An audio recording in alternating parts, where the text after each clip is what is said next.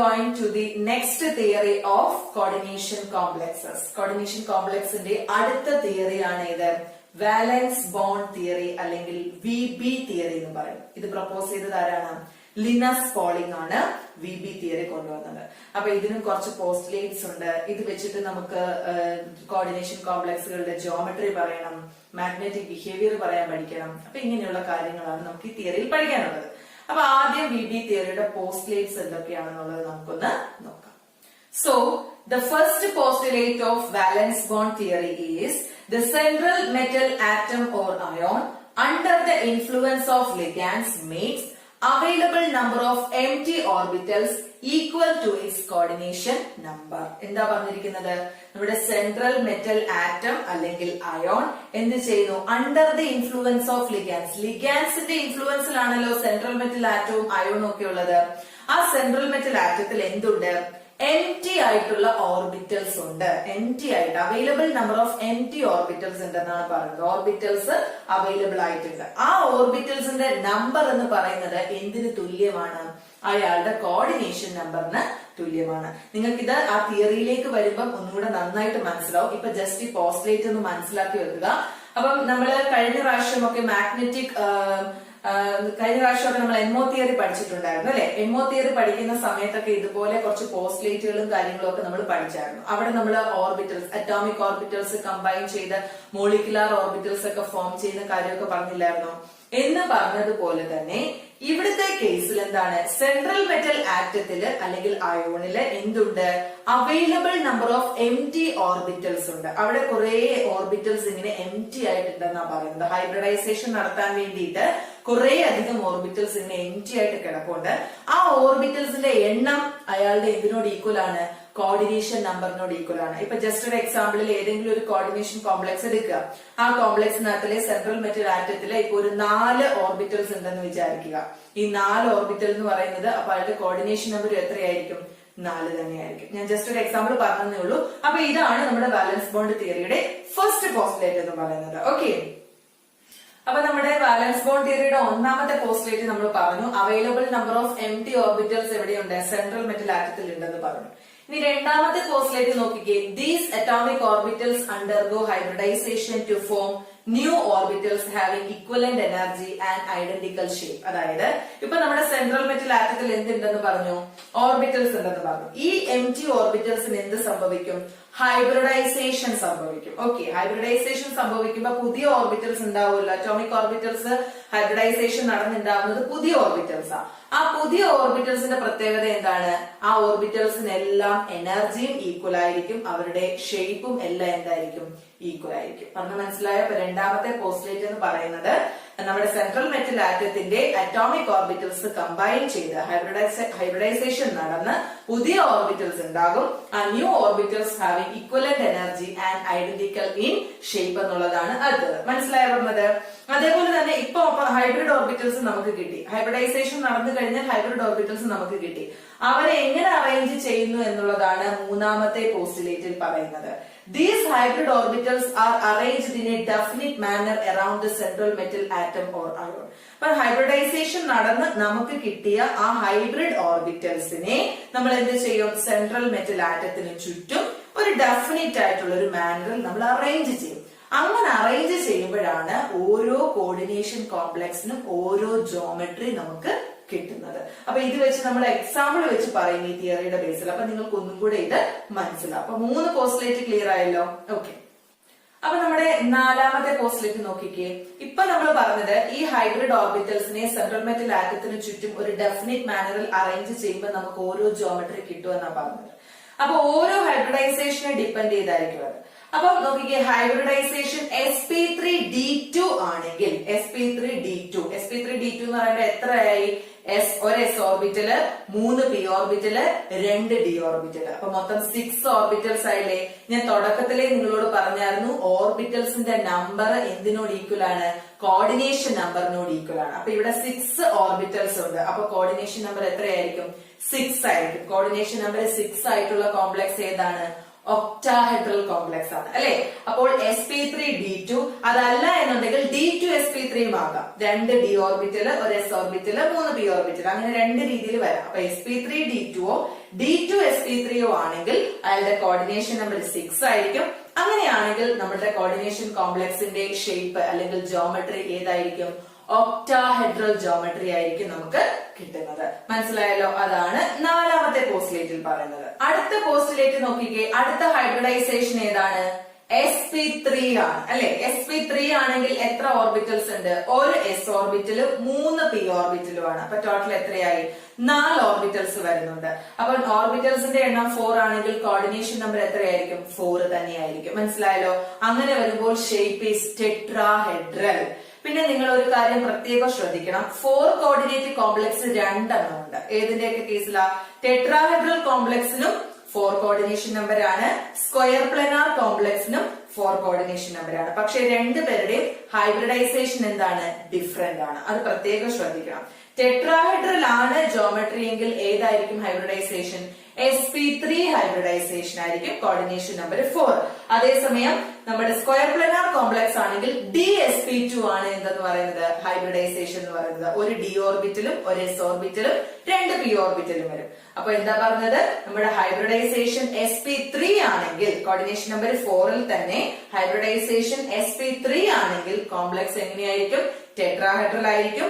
പക്ഷേ coordination number 4ൽ തന്നെ hybridisation dsp2 ആണെങ്കിൽ നമ്മുടെ കോംപ്ലക്സ് എന്തായിരിക്കും? സ്ക്വയർ പ്ലാനാർ ആയിരിക്കും. അപ്പൊ അത് നിങ്ങളുടെ മനസ്സിലുണ്ടായിരിക്കണം. അടുത്ത പോസ്റ്റുലേറ്റ് എന്താ പറഞ്ഞേക്കുന്നേ? sp3d ആണ് ഹൈബ്രിഡൈസേഷൻ എങ്കിൽ, അതായത് ഒരു s ഓർബിറ്റൽ, 3 p ഓർബിറ്റൽ, ഒരു d ഓർബിറ്റൽ. അപ്പൊ എത്ര എണ്ണമായി? മൊത്തം 5 ഓർബിറ്റൽസ് ആയി അല്ലെ. അപ്പൊ sp3d ആണ് ഹൈബ്രിഡൈസേഷൻ എങ്കിൽ കോർഡിനേഷൻ നമ്പർ എത്രയായിരിക്കും? 5 ആയിരിക്കും.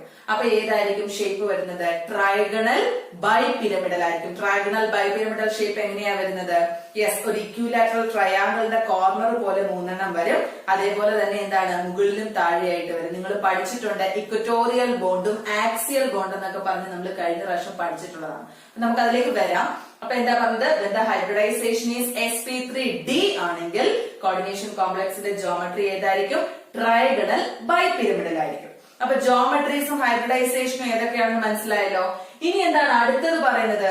ഇപ്പൊ നമുക്ക് ഹൈബ്രിഡ് ഓർബിറ്റൽസ് കിട്ടിയത് വരെയാണ് നമ്മൾ പറഞ്ഞു നിർത്തിയത് അല്ലെ. നമ്മുടെ സെൻട്രൽ മെറ്റൽ ആറ്റത്തിലുള്ള അറ്റോമിക് ഓർബിറ്റൽസ് എല്ലാം കമ്പൈൻ ചെയ്ത് ഓരോരോ ഹൈബ്രിഡൈസേഷനിൽ കമ്പൈൻ ചെയ്ത് ഇപ്പൊ നമുക്ക് ഹൈബ്രിഡ് ഓർബിറ്റൽസ് കിട്ടി. ഇനി എന്താണ്? ഈ ഉണ്ടായ ഹൈബ്രിഡ് ഓർബിറ്റൽസിന് എന്ത് സംഭവിക്കുന്നു എന്നുള്ളതാണ് അടുത്ത പോസ്റ്റുലേറ്റിനകത്ത് പറയുന്നത്. എന്താണ് സംഭവിക്കുന്നത്? യെസ്, ഓവർലാപ്പിംഗ് സംഭവിക്കുന്നു. എങ്ങനെയാണ്?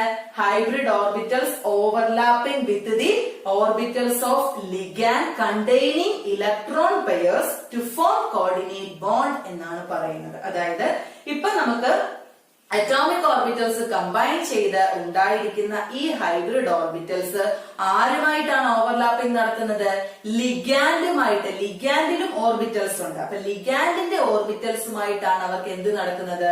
ഓവർലാപ്പിംഗ് നടത്തുന്നത്. ഈ ലിഗാൻഡ്സിലാണ് എന്തുള്ളത്? നമ്മുടെ ഇലക്ട്രോൺ പെയേഴ്സ് ഉള്ളത്. ശരിയല്ലേ? കോർഡിനേറ്റ് ബോണ്ടിലെ ലിഗാൻഡ്സ് ആണ് ഇലക്ട്രോണിനെ കോൺട്രിബ്യൂട്ട് ചെയ്യുന്നത് നമ്മൾ തുടക്കത്തിലേ പറഞ്ഞിരുന്നു. അപ്പൊ നമ്മുടെ ലിഗാൻഡിന്റെ ഓർബിറ്റൽസിൽ എന്തുണ്ട്? ഇലക്ട്രോൺ പെയേഴ്സ് ഉണ്ട്. അവരുമായിട്ടാണ് ഈ ഉണ്ടായ ഹൈബ്രിഡ് ഓർബിറ്റൽസിന് എന്ത് നടക്കുന്നത്? ഓവർലാപ്പിംഗ് നടക്കുന്നത്. ഇവര് തമ്മിൽ പരസ്പരം ഓവർലാപ്പിംഗ് ചെയ്യുമ്പോൾ ഏത് ബോണ്ട് ഫോം ചെയ്യും?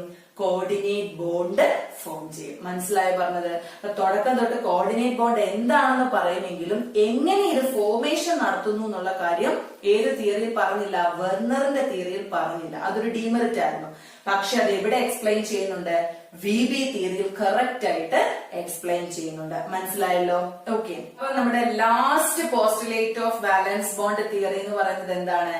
Inner orbital and outer orbital complexes are used depending upon whether inner or outer d orbitals are used for the hybridization. എന്താ പറഞ്ഞത്? ഈ VB തിയറിയുടെ ബേസിൽ നമുക്ക് കോംപ്ലക്സുകൾ ഉണ്ടാകുന്ന കോംപ്ലക്സുകളെ രണ്ടായിട്ട് തിരിക്കുന്നുണ്ട്.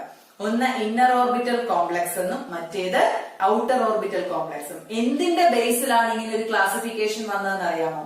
ഹൈബ്രിഡൈസേഷൻ നമ്മൾ യൂസ് ചെയ്യുന്നത് ഇന്നർ ഡി ഓർബിറ്റൽസ് ആണെങ്കിൽ അത് ഏത് കോംപ്ലക്സ് ആയിരിക്കും? ഇന്നർ ഓർബിറ്റൽ കോംപ്ലക്സ് ആയിരിക്കും. അതേസമയം നമ്മൾ യൂസ് ചെയ്യുന്നത് ഔട്ടർ ഡി ഓർബിറ്റൽസ് ആണെങ്കിൽ അത് ഏത് കോംപ്ലക്സ് ആയിരിക്കും? ഔട്ടർ ഓർബിറ്റൽ കോംപ്ലക്സ് ആയിരിക്കും. അപ്പൊ അതെങ്ങനെ ഉണ്ടാവും എന്നൊക്കെ നമുക്ക് എക്സാമ്പിൾ വെച്ചിട്ട് എക്സ്പ്ലെയിൻ ചെയ്യാം. അപ്പൊ ഇത്രയാണ് VB തിയറിയുടെ ഒരു പോസ്റ്റുലേറ്റ്സ് ആയിട്ട് നമ്മൾ അറിഞ്ഞിരിക്കേണ്ടത്. ജസ്റ്റ് ഒന്ന് ഓടിച്ചിട്ടൊന്ന് ഓർത്ത് നോക്കിക്കേ. ഫസ്റ്റ് നമ്മൾ പറഞ്ഞത് നമ്മുടെ സെൻട്രൽ മെറ്റൽ അയോണിൽ എന്തുണ്ട്? Available number of empty orbitals hybridisation നടത്താൻ വേണ്ടിയുണ്ട്. ആ ഓർബിറ്റൽസിന്റെ നമ്പർ എന്ന് പറയുന്നത് എന്തിന് ഈക്വൽ ആണ്? കോർഡിനേഷൻ നമ്പറിന് ഈക്വൽ ആണെന്ന് നമ്മൾ പറഞ്ഞായിരുന്നു അല്ലെ?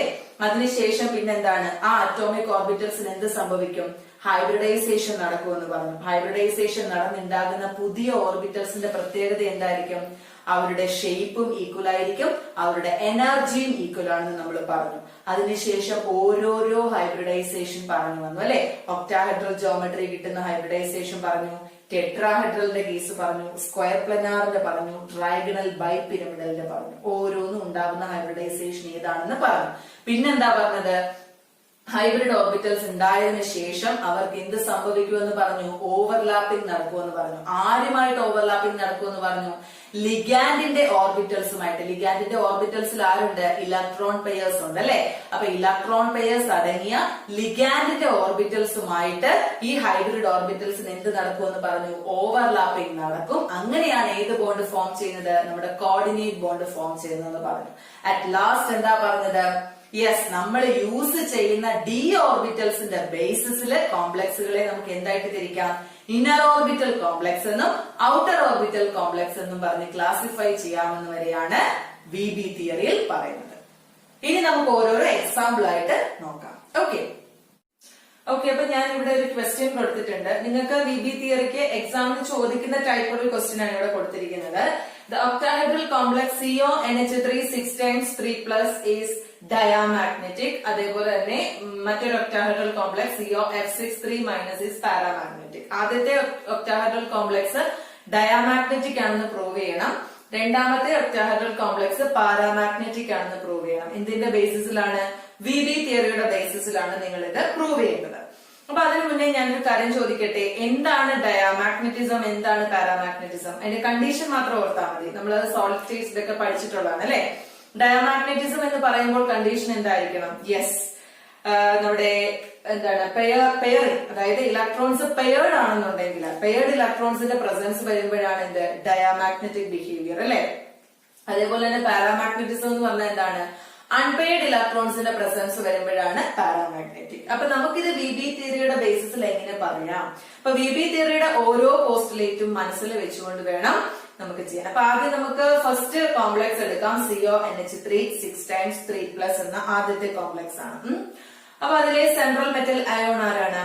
കൊബാൾട്ട് ആണ് അല്ലെ? അപ്പൊ നമ്മുടെ VB തിയറിയുടെ ഫസ്റ്റ് പോസ്റ്റുലേറ്റിൽ പറഞ്ഞത് എന്താണ്? സെൻട്രൽ മെറ്റൽ അയോണിൽ എന്തുണ്ട്? Available number of empty orbitals hybridisation ഉണ്ട് എന്നാണ് നമ്മൾ ആദ്യം പറഞ്ഞത് അല്ലെ? നമ്മുടെ സെൻട്രൽ മെറ്റൽ ആറ്റത്തിനകത്തിൽ എന്തുണ്ട്?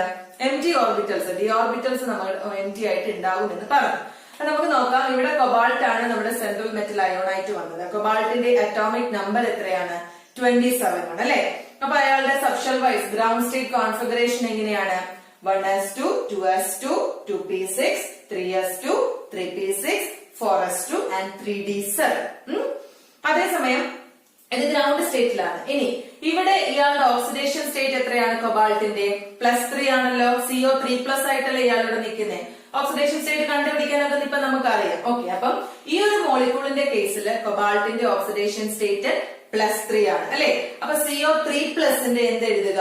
സബ്ഷൽ കോൺഫിഗറേഷൻ വീണ്ടും എഴുതുക. അപ്പൊ 3 ഇലക്ട്രോൺ പോണമല്ലോ. +3 ആകുമ്പോ 3 ഇലക്ട്രോണിനെ ഡൊണേറ്റ് ചെയ്യുകയല്ലേ ചെയ്യുന്നത്. ഓക്കെ, എവിടുന്നാ പോകുന്നത്?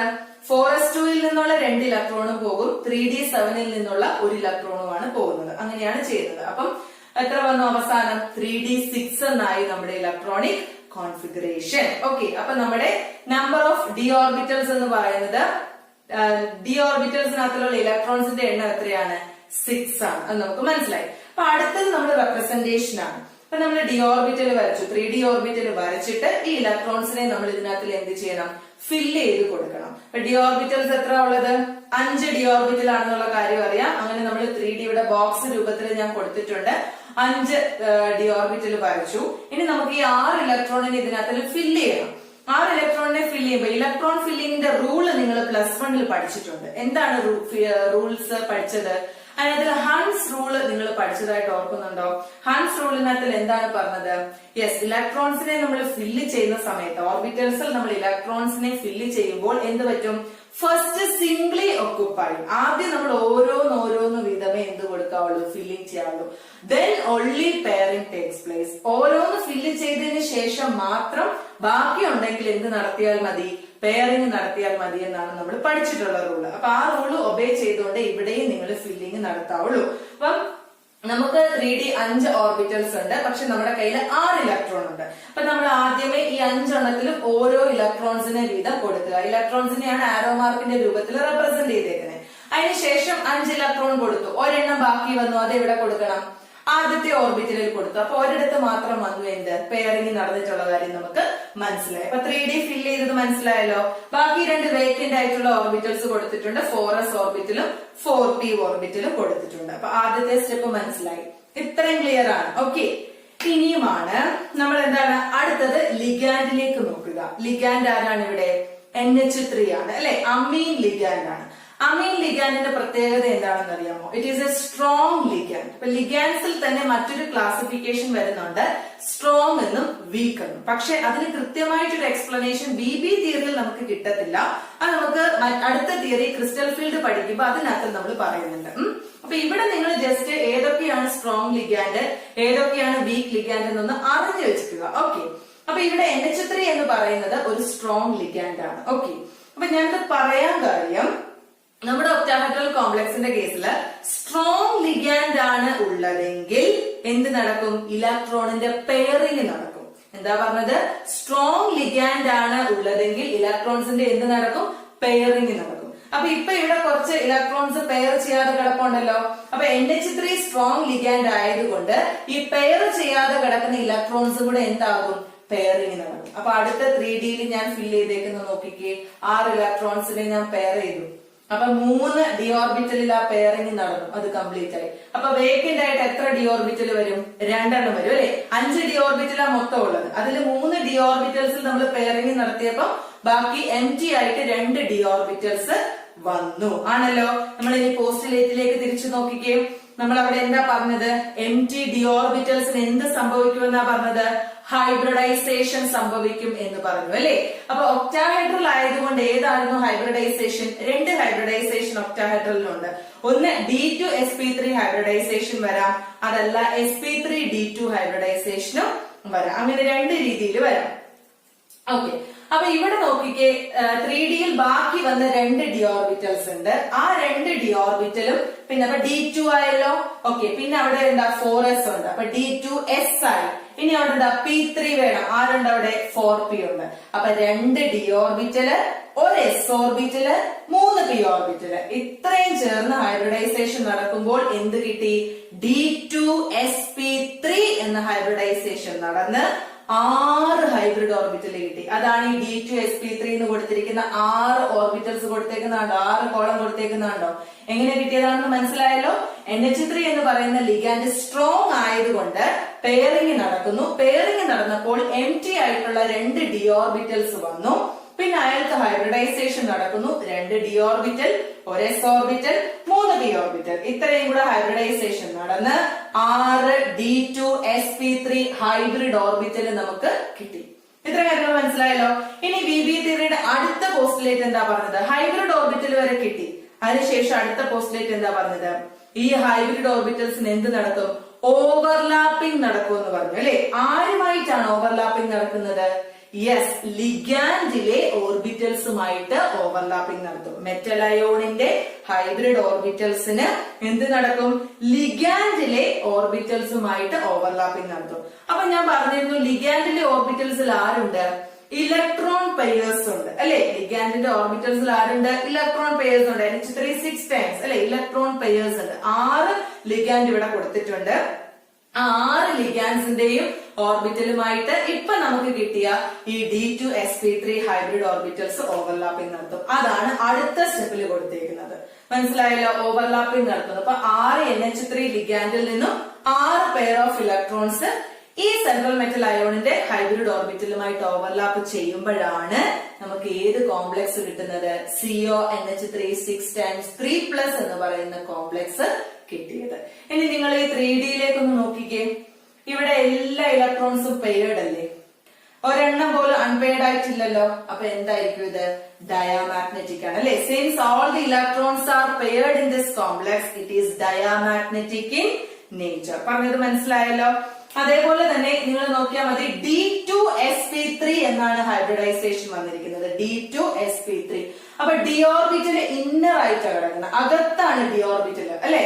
sp3 D2 ആണെങ്കിൽ എന്താ? ഡി ഓർബിറ്റൽ പുറത്താണ്, ഔട്ടർ ഭാഗത്താണ്. പക്ഷെ ഇവിടെ നമ്മൾ യൂസ് ചെയ്തിരിക്കുന്നത് ഇന്നർ ഡി ഓർബിറ്റൽസിനെയാണ്. അതുകൊണ്ട് തന്നെ ഈ CONH3 6 times 3+ എന്ന് പറയുന്ന ഈ കോംപ്ലക്സിനെ നമുക്ക് എന്ത് വിളിക്കാം? ഇന്നർ ഓർബിറ്റൽ കോംപ്ലക്സ് എന്ന് വിളിക്കാം. ഇന്നർ ഓർബിറ്റൽ കോംപ്ലക്സ് എന്ന് വിളിക്കാം. മറ്റൊരു പേരൂടുണ്ട്, ലോ സ്പിൻ കോംപ്ലക്സ് എന്നുണ്ട്. എന്താണ്? ഇന്നർ ഓർബിറ്റൽ കോംപ്ലക്സ് അല്ലെങ്കിൽ ലോ സ്പിൻ കോംപ്ലക്സ് എന്നൊരു പേരും കൂടെ വരുന്നുണ്ട്. മനസ്സിലായല്ലോ? അപ്പൊ ഇതാണ്, ഈ രീതിയിലാണ് നമ്മളൊരു കോംപ്ലക്സ് ഡയാമാഗ്നറ്റിക് ആണെന്ന് പ്രൂവ് ചെയ്തത്. ഇതുപോലെ തന്നെ നമുക്ക് അടുത്തതൂടെ നോക്കാം. അപ്പൊ ഞാന് ഡയഗ്രമാറ്റിക് റെപ്രസെന്റേഷൻ ആണ് ഇത്രയും നേരം കാണിച്ചത്. ഇനി നമ്മൾ ഇപ്പൊ പറഞ്ഞ CONH3 6 times 3+ എന്ന മോളിക്യൂൾസിന്റെ കാര്യങ്ങൾ പറഞ്ഞത് ഞാൻ പോയിന്റ് വൈസ് കൊടുത്തിട്ടുണ്ട്. അപ്പൊ നിങ്ങൾ ഈ ഡയഗ്രാം പഠിക്കുന്നതിനോടൊപ്പം ഞാൻ പറയുന്ന കാര്യങ്ങൾ ഈ പോയിന്റ് കൂടെ ആയിട്ട് നോക്കുമ്പോൾ നല്ല വൃത്തിയായിട്ട് അതൊന്ന് മനസ്സിലാവും. ഒരിക്കൽ കൂടെ അതിന്റെ ഒരു സമ്മപ്പ് ആയിട്ട് ഞാൻ പറയാം. നമ്മൾ CONH3 6 times 3+ കൊബാൾട്ട് അയോൺ ഏതാണ്? +3 ഓക്സിഡേഷൻ സ്റ്റേറ്റിലാണെന്ന് നമ്മൾ പറഞ്ഞായിരുന്നു അല്ലെ? അതിനുശേഷം എന്താ പറഞ്ഞത്? NH3 സ്ട്രോങ് ലിഗാൻഡ് ആയതുകൊണ്ട് അയാളുടെ ഇൻഫ്ലുവൻസിൽ എന്ത് നടക്കുമെന്ന് പറഞ്ഞു? പെയറിംഗ് നടക്കുമെന്ന് പറഞ്ഞു അല്ലെ? അങ്ങനെ പെയറിംഗ് നടക്കുമ്പോൾ 2 D orbital, 1 s orbital, 3 p orbitals ആണ് വരുന്നത്. അങ്ങനെ ഏത് ഹൈബ്രിഡൈസേഷൻ നടന്നു? D2sp3 ഹൈബ്രിഡൈസേഷൻ നടന്നു. 6 D2sp3 ഹൈബ്രിഡ് ഓർബിറ്റൽസ് നമുക്ക് കിട്ടിയെന്ന് നമ്മൾ പറഞ്ഞു. അതിനുശേഷം ഈ ഹൈബ്രിഡ് ഓർബിറ്റൽസിന് എന്ത് സംഭവിക്കുന്ന പറഞ്ഞ അടുത്ത പോയിന്റ്, യെസ്, ഇലക്ട്രോൺ പെയേഴ്സ് അടങ്ങിയിരിക്കുന്ന ലിഗാൻസിന്റെ ഓർബിറ്റലുമായിട്ട് എന്ത് നടക്കുന്നു? ഓവർലാപ്പിംഗ് നടക്കുന്നു എന്ന് പറഞ്ഞു അല്ലെ? അങ്ങനെയാണ് നമുക്ക് ഈ ഒക്ടാഹെഡ്രൽ കോംപ്ലക്സ് CONH3 6 times 3+ എന്ന ഒക്ടാഹെഡ്രൽ കോംപ്ലക്സ് നമുക്ക് കിട്ടുന്നത് അങ്ങനെയാണ്. അതിനുശേഷം പിന്നെന്താ നമ്മൾ പറഞ്ഞത്? യെസ്, ഇവിടെ അൺപെയർഡ് ഇലക്ട്രോൺസ് ഒന്നും ഇല്ലാത്തത് കൊണ്ട് ഇയാൾ ഏത് ബിഹേവിയർ ആണ്? ഡയാമാഗ്നറ്റിക് നേച്ചർ ആണ് കാണിക്കുന്നത് എന്ന് പറഞ്ഞു. പിന്നെന്താ നമ്മൾ പറഞ്ഞത്? ഇന്നർ ഡി ഓർബിറ്റൽസ് ആണ് ഹൈബ്രിഡൈസേഷൻ ഉപയോഗിച്ചത് അല്ലെ? ഉള്ളിലുള്ള ഡി ഓർബിറ്റൽസ് ആണ് നമ്മൾ ഹൈബ്രിഡൈസേഷൻ യൂസ് ചെയ്തത്. അതുകൊണ്ട് ഈ കോംപ്ലക്സിനെ നമ്മൾ എന്താ വിളിക്കുന്നത്? ഇന്നർ ഓർബിറ്റൽ കോംപ്ലക്സ് എന്ന് വിളിക്കാം, അല്ലെങ്കിൽ ലോ സ്പിൻ കോംപ്ലക്സ് എന്ന് വിളിക്കാം, അതും അല്ലെങ്കിൽ സ്പിൻ പെയർഡ് കോംപ്ലക്സ് എന്ന് വിളിക്കാം. അപ്പൊ ഇത്രയാണ് ഇതിന്റെ പ്രധാനപ്പെട്ട പോയിന്റ് എന്ന് പറയുന്നത്. അപ്പൊ പരീക്ഷയ്ക്ക് നിങ്ങളോട് പല രീതിയിൽ ചോദിക്കാം. ഇപ്പൊ ഞാൻ നിങ്ങൾക്ക് തന്നിരിക്കുന്ന ക്വസ്റ്റ്യനിൽ ഇയാള് ബി തിയറിയുടെ ബേസിസിൽ ഡയാമാഗ്നറ്റിക് ആണെന്ന് പ്രൂവ് ചെയ്യാനാണ് പറഞ്ഞത്.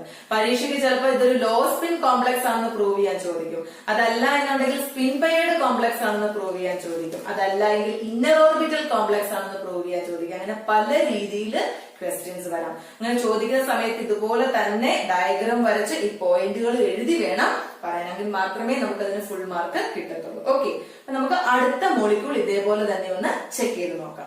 അപ്പം അടുത്ത കോംപ്ലക്സ് ഏതാണ്? COF6 3- ആണ്. ഇയാൾ ആരാണെന്ന് തെളിയിക്കാനാണ് നമ്മൾ, ഇത് ഒരു ഒക്ടാഹെഡ്രൽ കോംപ്ലക്സ് ആണ്, കാരണം കോർഡിനേഷൻ നമ്പർ 6 അല്ലേ?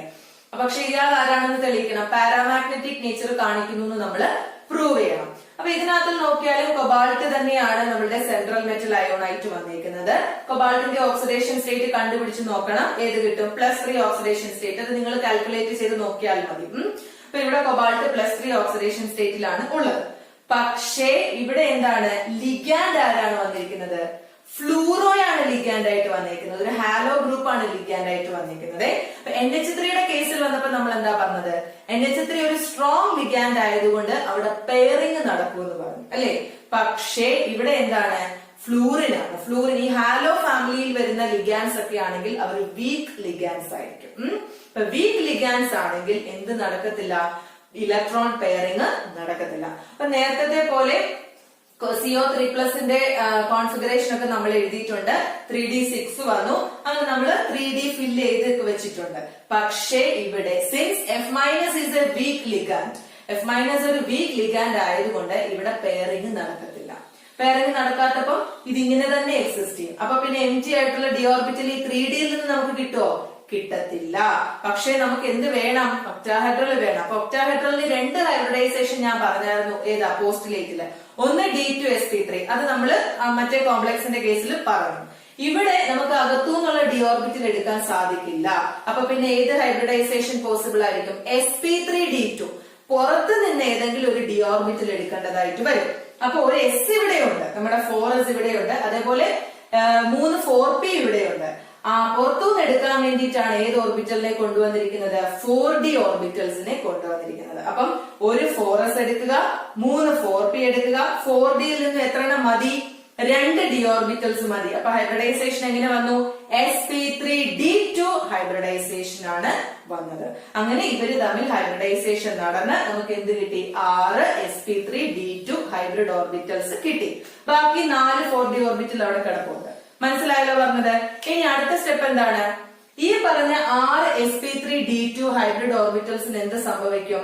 ലിഗാൻഡ് ഓർബിറ്റൽസുമായിട്ട് ഓവർലാപ്പിംഗ് നടക്കും എന്നുള്ളതാണ്. അപ്പൊ 6 ഫ്ലൂറോ ലിഗാൻസ് ഇവിടെ ഉണ്ടല്ലോ, 6 ഫ്ലൂറോ ലിഗാൻസുമായിട്ട് ഓവർലാപ്പിംഗ് നടന്നു. മനസ്സിലായോ?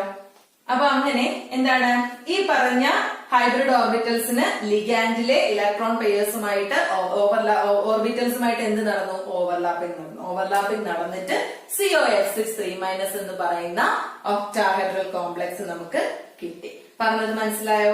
അപ്പൊ ഒരിക്കൽ കൂടെ ഞാൻ പറയാം. COF6 3- എന്ന് പറയുന്നത് എന്താണ്? ഒരു ഒക്ടാഹെഡ്രൽ കോംപ്ലക്സ് ആണ്. ഇയാള് പാരാമാഗ്നറ്റിക് ആണെന്ന് നമുക്ക് പ്രൂവ് ചെയ്യണം. അപ്പൊ അതിൽ ആദ്യം എന്താണ്? കൊബാൾട്ട് ആണ് സെൻട്രൽ മെറ്റൽ അയോൺ ആയിട്ട് വന്നത്. കൊബാൾട്ടിന്റെ ഓക്സിഡേഷൻ സ്റ്റേറ്റ് +3 ആണെന്ന് നമുക്ക് മനസ്സിലായി. പക്ഷെ ഇവിടെ F- ആണ് ലിഗാൻഡ് ആയിട്ട് യൂസ് ചെയ്തേക്കുന്നത്. അതൊരു വീക്ക് ലിഗാൻഡ് ആയതുകൊണ്ട് ഇവിടെ എന്ത് നടക്കത്തില്ല? പെയറിംഗ് നടക്കത്തില്ല. പെയറിംഗ് നടക്കാത്തപ്പോ നമുക്ക് MT ഡി ഓർബിറ്റൽസ് ഇന്നറിൽ നിന്ന് എടുക്കാൻ സാധിക്കില്ല. അപ്പൊ നമുക്ക് sp3d2 എന്ന ഹൈബ്രിഡൈസേഷനുള്ള പോസിബിലിറ്റിയെ ഉള്ളൂ. അതിനപ്പം നമ്മൾ ഒരു 4s 3 4p 2 4D ഓർബിറ്റൽസ് എടുത്ത് ഹൈബ്രിഡൈസേഷൻ നടന്ന് 6 sp3d2 ഹൈബ്രിഡ് ഓർബിറ്റൽസ് നമുക്ക് കിട്ടി. അതിനുശേഷം എന്ത് പറ്റി? ഈ 6 sp3d2 ഹൈബ്രിഡ് ഓർബിറ്റൽസിന് നമ്മുടെ ലിഗാൻഡിന്റെ ഓർബിറ്റൽസ് 6 F ലിഗാൻഡ് ഉണ്ട്, അയാളുമായിട്ട് ഓവർലാപ്പിംഗ് നടന്ന് COF6 3- എന്ന ഒക്ടാഹെഡ്രൽ കോംപ്ലക്സ് കിട്ടി. ഇനി നിങ്ങൾ ശ്രദ്ധിച്ചേ, ഇവിടെ 3Dയിലേക്കൊന്ന് നോക്കിക്കേ. അൺപെയ്ഡ് ഇലക്ട്രോൺസ് അല്ലേ കിടക്കുന്നത്? പെയറിംഗ് ഒരെണ്ണം അല്ലേ ഉള്ളൂ. പെയ്ഡ് എന്ന് പറയുമ്പോഴത്തേക്കും ഫുൾ ആവണം. പക്ഷെ ഇവിടെ എന്താണ്? അൺപെയ്ഡ് ഇലക്ട്രോൺസിന്റെ പ്രസൻസ് വന്നിട്ടുണ്ട്. So due to the presence of unpaired electrons this complex is paramagnetic in nature. അങ്ങനെ നമ്മൾ അത് പ്രൂവ് ചെയ്യും. അതുപോലെ തന്നെ ഡി ഓർബിറ്റൽ എടുത്തത് എവിടുന്നാ നോക്ക്? D2sp3 പറഞ്ഞപ്പം ഇന്നർ ഡി ഓർബിറ്റൽസ് ആണ്. sp3d2 നമ്മൾ എവിടെ നിന്ന് എടുത്തത്? പുറത്തു നിന്നല്ലേ എടുത്തത്. ഔട്ടറിൽ നിന്നുള്ള ഓർബിറ്റൽസ് ആണ് ഹൈബ്രിഡൈസേഷൻ യൂസ് ചെയ്തത്. അതുകൊണ്ട് തന്നെ ഈ കോംപ്ലക്സ് എന്തായിരിക്കും? ഔട്ടർ ഓർബിറ്റൽ കോംപ്ലക്സ് എന്നായിരിക്കും അറിയപ്പെടുന്നത്. മറ്റിടത്ത് നമ്മൾ ലോ സ്പിൻ എന്ന് പറഞ്ഞു. അപ്പൊ ഇവിടെ എന്തായിരിക്കും? ഹൈ സ്പിൻ കോംപ്ലക്സ് ആയിരിക്കും. അവിടെ നമ്മൾ സ്പിൻ പെയർഡ് എന്ന് പറഞ്ഞു. ഇവിടെ സ്പിൻ ഒള്ളി എന്ന് വേണമെങ്കിലും സ്പിൻ ഫ്രീ കോംപ്ലക്സ് എന്നും പറയാം. മനസ്സിലായല്ലോ? അപ്പം since outer d orbitals are used for hybridisation, this complex is known as outer orbital complex or high spin complex. അതല്ല എങ്കിൽ സ്പിൻ ഫ്രീ കോംപ്ലക്സ്. അപ്പൊ ഈ രീതിയിലായിരിക്കും നിങ്ങൾക്ക് VB തിയറിയുടെ ബേസിസിൽ ഒരു കോംപ്ലക്സ് തന്നിട്ട് അവരുടെ മാഗ്നറ്റിക് ബിഹേവിയർ പ്രൂവ് ചെയ്യാൻ ചോദിക്കാം. അതല്ലെങ്കിൽ ഈ പറഞ്ഞ പേരുകളിൽ പ്രൂവ് ചെയ്യാൻ ചോദിക്കാം, ഷേപ്പിന്റെ ബേസിസിൽ ചോദിക്കാം. അപ്പൊ എല്ലാത്തിനും ഈ ഒരു ഫോർമാറ്റ് ആയിരിക്കും. ഇതിപ്പോ ഞാൻ 2 എക്സാമ്പിൾ ആയിട്ട് കൊടുത്തു എന്നേ ഉള്ളൂ. ഇതുപോലെ ധാരാളം മോളിക്യൂൾസ് നിങ്ങളുടെ ടെക്സ്റ്റിലുണ്ട്. അപ്പൊ നിങ്ങൾ ഇത് പഠിച്ചതിന് ശേഷം ഓരോന്നായിട്ട് എടുത്ത് ചെയ്ത് നോക്കണം. അപ്പൊ VB തിയറി നിങ്ങൾക്ക് നന്നായിട്ട് മനസ്സിലാവും. ക്ലിയർ ആയല്ലോ? ഓക്കെ. അപ്പൊ നമ്മള് കുറെ അധികം എക്സാമ്പിൾസ് VB തിയറിയുടെ ബേസിൽ പറഞ്ഞിരുന്നു. കോർഡിനേഷൻ കോംപ്ലക്സ് എങ്ങനെയാണ് VB തിയറിയുടെ അടിസ്ഥാനത്തിൽ ഫോം ചെയ്തതെന്ന് പറഞ്ഞു. അവരുടെ മാഗ്നറ്റിക് ബിഹേവിയറിനെ കുറിച്ച് പറഞ്ഞു. അതേപോലെ തന്നെ അവരുടെ ജോമെട്രിയെ കുറിച്ച് നമ്മൾ പറഞ്ഞായിരുന്നു അല്ലെ? പക്ഷേ നമ്മുടെ VB തിയറിക്ക് കുറച്ച് ഡീമെറിറ്റ്സുകളും കൂടെ ഉണ്ട്. എന്താണ്? നമ്മൾ നേരത്തെ ട്രാൻസിഷൻ മെറ്റൽസിന്റെ കേസൊക്കെ പഠിക്കുമ്പോൾ അവരുടെ പ്രോപ്പർട്ടീസിൽ പറഞ്ഞിട്ടുണ്ട് എന്ത്, കോർഡിനേഷൻ കോംപ്ലക്സസ് എന്ത് കാണിക്കും, കളർ എക്സിബിറ്റ് ചെയ്യുമെന്ന് പറഞ്ഞു അല്ലെ. പക്ഷേ ഈ ബാലൻസ് ബോണ്ട് തിയറിയിൽ എവിടെയെങ്കിലും കോർഡിനേഷൻ കോംപ്ലക്സിന്റെ കളറിനെ കുറിച്ച് മെൻഷൻ ചെയ്തിട്ടുണ്ടോ? ഇല്ല. അപ്പൊ അതാണ് BB തിയറിയുടെ ഒന്നാമത്തെ ഡിമെറിറ്റ് എന്ന് പറയുന്നത്. It does not give exact explanation about the colour exhibited by the coordination compounds. കളറിനെ കുറിച്ച് മെൻഷൻ ചെയ്തിട്ടില്ല. അതുപോലെ തന്നെ ജോമെട്രിയും മാഗ്നറ്റിക് ബിഹേവിയറും ഒക്കെ പറഞ്ഞു. എവിടെയെങ്കിലും സ്റ്റെബിലിറ്റിയെ കുറിച്ച് മെൻഷൻ ചെയ്തിട്ടുണ്ടോ? ഇല്ല. കോർഡിനേഷൻ കോമ്പൗണ്ട്സിന്റെ സ്റ്റെബിലിറ്റിയെ കുറിച്ച് ഒരു എക്സാക്ട് എക്സ്പ്ലനേഷൻ തരാൻ ആർക്ക് സാധിച്ചിട്ടില്ല? നമ്മളുടെ BB തിയറിക്ക് സാധിച്ചിട്ടില്ല. അതേപോലെ തന്നെ നമ്മൾ ജോമെട്രിയുടെ ഒക്കെ കേസ് പറയുമ്പോ പറഞ്ഞായിരുന്നു, കോർഡിനേഷൻ നമ്പർ 4 വരുന്ന 2 കോംപ്ലക്സുകളുണ്ട്. ഏതൊക്കെയാ? ടെട്രാഹെഡ്രൽ കോംപ്ലക്സും ഉണ്ട്, സ്ക്വയർ പ്ലനാർ കോംപ്ലക്സും ഉണ്ട്. പക്ഷെ എന്തുകൊണ്ട് ഈ 2 കോംപ്ലക്സും ഒരേ കോർഡിനേഷൻ നമ്പറിൽ വന്നു എന്നുള്ളതിനെ കുറിച്ചൊരു ക്വാണ്ടിറ്റേറ്റീവ് ആയിട്ട് അല്ലെങ്കിൽ ഒരു കൃത്യമായിട്ടുള്ള ഒരു എക്സ്പ്ലനേഷൻ നമുക്ക് ഇവിടെ കിട്ടിയിട്ടില്ല, BB തിയറിയിൽ കിട്ടിയിട്ടില്ല. അതുപോലെ തന്നെ BB തിയറിയുടെ ബേസിൽ നമ്മൾ കോർഡിനേഷൻ കോംപ്ലക്സ് ഓരോന്നും എക്സ്പ്ലെയിൻ ചെയ്യുന്ന സമയത്ത് സ്ട്രോങ് ലിഗാൻഡ് ആയതുകൊണ്ട് ഇങ്ങനെ സംഭവിക്കുന്നു, പെയറിംഗ് നടക്കുന്നു, വീക്ക് ലിഗാൻഡ് ആയതുകൊണ്ട് പെയറിംഗ് നടക്കുന്നില്ല, അങ്ങനെ കുറച്ച് കാര്യങ്ങൾ നമ്മൾ പറഞ്ഞു. പക്ഷെ അവിടെയും എന്താണ് സ്ട്രോങ് ലിഗാൻഡ്, എന്താണ് വീക്ക് ലിഗാൻഡ്, അങ്ങനെ ലിഗാൻഡ്സിനെ ക്ലാസിഫൈ ചെയ്തതിന്റെ ബേസിസ് എന്താണ് എന്നുള്ളതിനെ കുറിച്ച് എവിടെയെങ്കിലും പറഞ്ഞിട്ടുണ്ടോ BB തിയറിയിൽ? ഇല്ല. അപ്പൊ സ്ട്രോങ് ആൻഡ് വീക്ക് ലിഗാൻഡ്സിന്റെ ക്ലാസിഫിക്കേഷന്റെ ആ ഒരു ബേസിസ്, ആ ഒരു ഫൗണ്ടേഷൻ, ആ ഒരു അടിസ്ഥാനം നമുക്ക് എവിടെ കിട്ടിയിട്ടില്ല? BB തിയറിയിൽ കിട്ടിയിട്ടില്ല. അപ്പൊ ഇത്രയാണ് പ്രധാനമായിട്ടും BB തിയറിയുടെ ഒരു ഡീമെറിറ്റ്സ് എന്ന് പറയുന്നത്. ഒന്ന് പറഞ്ഞത് കോർഡിനേഷൻ കോമ്പൗണ്ട് എക്സിബിറ്റ് ചെയ്യുന്ന കളറിനെ കുറിച്ച് പറഞ്ഞിട്ടില്ല, അയാളുടെ സ്റ്റെബിലിറ്റിയെ കുറിച്ച് മെൻഷൻ ചെയ്തിട്ടില്ല, സ്ട്രോങ് ആൻഡ് വീക്ക് ലിഗാൻഡ്സിന് ക്ലാസിഫിക്കേഷൻ എന്തിന്റെ ബേസിസിലാണെന്ന് പറഞ്ഞിട്ടില്ല, അതേപോലെ തന്നെ 4 കോർഡിനേറ്റ് ആയിട്ടുള്ള 2 കോംപ്ലക്സുകൾ വന്നതിന്റെ ഒരു എക്സ്പ്ലനേഷനും കൊടുത്തിട്ടില്ല. മനസ്സിലായല്ലോ? These are the demerits of balance bond theory. അപ്പൊ ഈ BB തിയറി ഇവിടെ കൊണ്ട് അവസാനിപ്പിക്കുകയാണ്. ഇതിൽ നിന്നാണ് നമ്മൾ അടുത്ത തിയറിയായ ക്രിസ്റ്റൽ ഫീൽഡിലേക്ക് പോകുന്നത് എന്ന് നമുക്ക് പറയാം.